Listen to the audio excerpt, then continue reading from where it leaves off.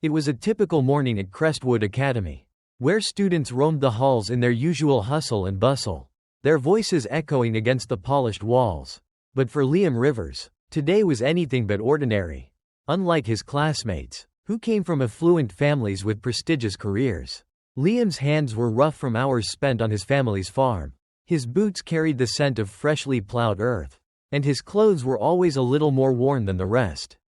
As he made his way through the crowded corridors, his heart pounded with an unease he couldn't shake off.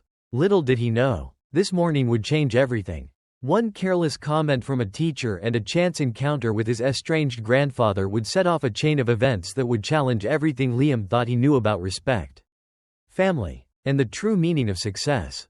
It was just another ordinary morning at Crestwood Academy, a prestigious school nestled in the heart of a bustling city. Students, dressed in their crisp uniforms, rushed through the halls, their chatter filling the air. Some were deep in conversation, while others hurriedly completed last-minute assignments. The scent of fresh coffee from the cafeteria mixed with the sound of laughter. A typical start to the day. But for Liam Rivers, the atmosphere felt different. He wasn't like the others. While most of his classmates came from wealthy families, their parents doctors, lawyers, and CEOs, Liam was the grandson of a humble farmer. His calloused hands, a result of early morning chores, betrayed the life he led outside of the school's walls. His boots, worn and weathered, still carried the earthy scent of the fields. Though he was quiet, his silence was often met with mockery, making every step through the halls feel like a battle he was already losing.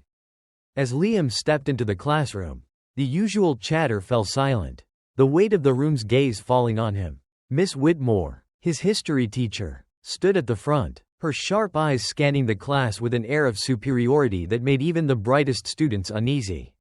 She was a woman who demanded perfection, who believed that intellect was a birthright, not something earned. For most of the students, that was just the way things were.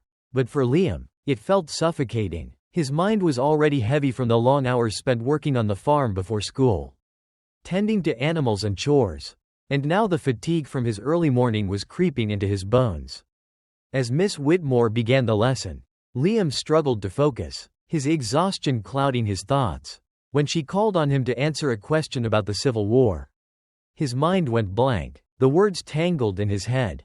But nothing came out. "Mr. Rivers," she said, her voice sharp as a knife, "if you'd spent less time with animals and more time with your books, maybe you'd be able to contribute to this lesson." The room held its breath. The snickers from a few students made the sting even worse.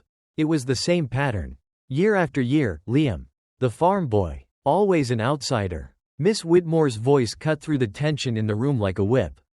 "Mr. Rivers," she said with a disdainful smirk, "if you paid more attention in class instead of whatever it is you do out there on the farm, maybe you wouldn't embarrass yourself." The words hung in the air like a thick fog. And for a moment, the world seemed to stop. Liam's face flushed, a mix of frustration and humiliation rising in his chest. His classmates shifted uncomfortably, some trying to stifle their laughter, while others just watched with an unsettling curiosity.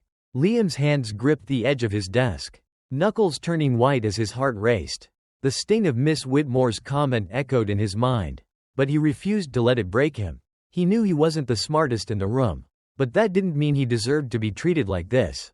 "Honestly," Miss Whitmore continued, her voice dripping with sarcasm, "I don't see the point in wasting time on students who are clearly not cut out for academics. Maybe you should stick to what you know best, feeding pigs and plowing dirt." The class erupted in nervous laughter, but the room fell quiet again as Liam stood up. His voice was steady, but the storm inside him raged. "I may not be book smart," he said, "but that doesn't mean I don't deserve respect." He didn't shout, he didn't have to. His words carried weight, even in the silence. The room seemed to shrink as Miss Whitmore's cold, calculating eyes bore down on him. For a brief moment, she stood frozen, her arms crossed and her lips curled into a bitter smirk. "Then prove it," she sneered. "Otherwise, leave my classroom." The words stung, sharper than any insult, but Liam held his ground. His hands trembled slightly, but his resolve only grew stronger.